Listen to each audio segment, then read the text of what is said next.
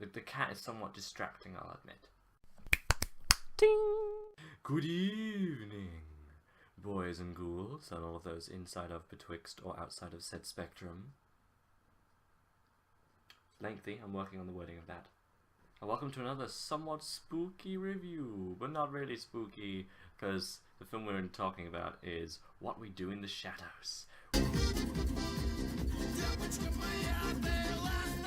I wanted to see it up the whole of 2014, never got the chance to, until the Picture House, my local Picture House, that's the name of the chain, and their R-Screen program, it went on there. And R-Screen is when people are able to start trying to get a screening done themselves with something they want, and see ready. And if enough people buy tickets, then they'll put it on. There's no reason why not to. If they make enough money to cover the funds and make a bit of profit, then yeah. My local Picture House, this is the first thing that's ever gone successfully on R-Screen there. And it didn't just go by a little. The target was 42 tickets. It hit nearly 100. It nearly filled capacity of that screen.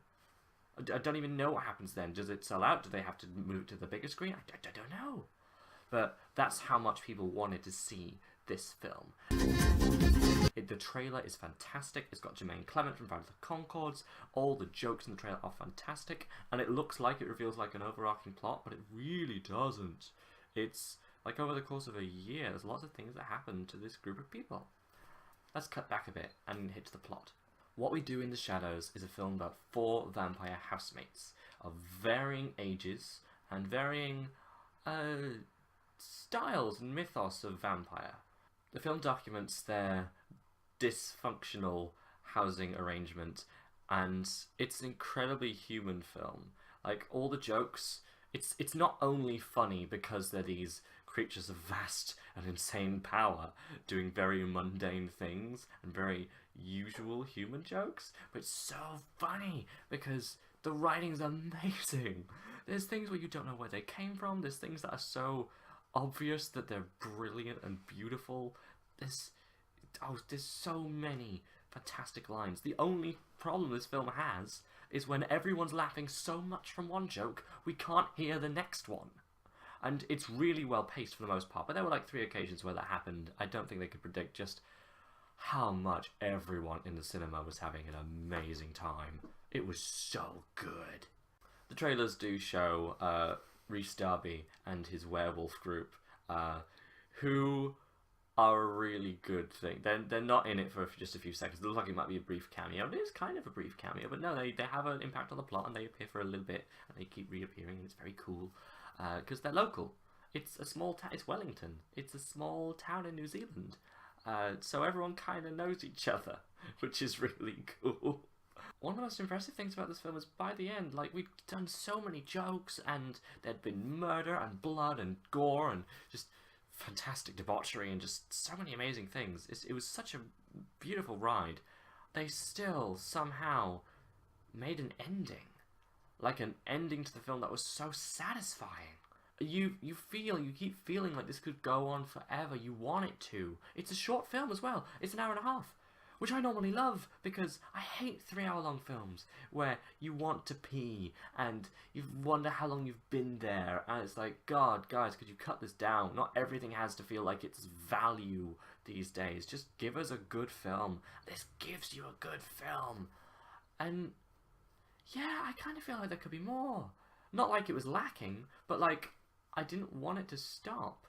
But then the end was so satisfying that they brought it to that, no, it felt right. It felt good. I was really happy throughout the entire film. So chuffed just watching this amazing writing.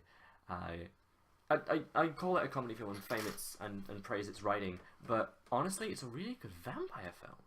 That's the weird thing. It's set in the modern day, our world, everything exactly as normal.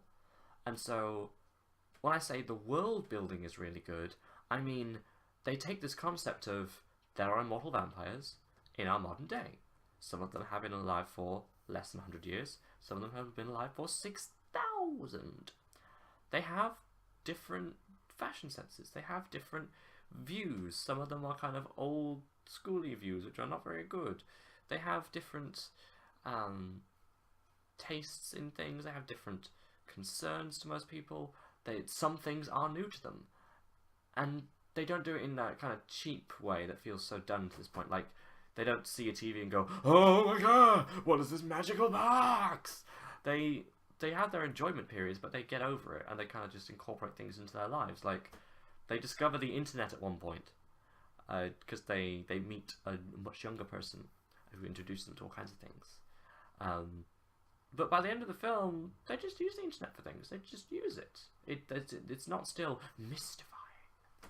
They can still, like, they hit up eBay. They do, like, regular people stuff. They're vampires, but they act like regular people from particular time periods.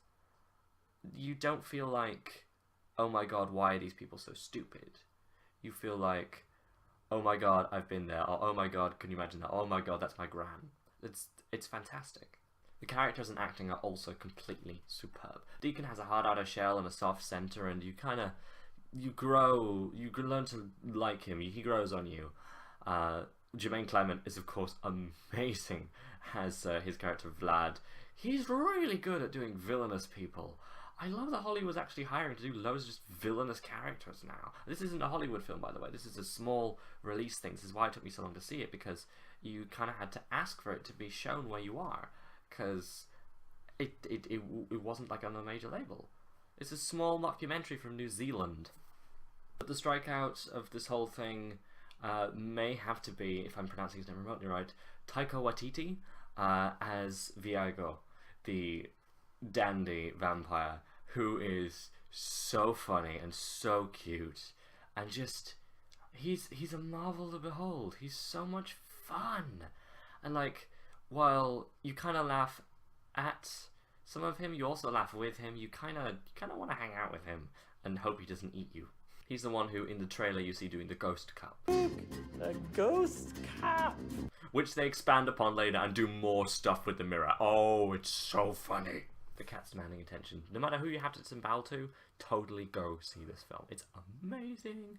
And not only is the trailer fantastic, but the first 11 minutes, I believe, were released online on YouTube for free. I'll find the links. I'll stick them in here or down here. And yeah, check it out. What we do in the shadows. It's fantastic. Want me to badly but comedically promote your name, project, or organization? That's a perk now on Patreon. Everyone's favorite character is probably Stu. Just because, you know, he's Stu. Everyone likes Stu.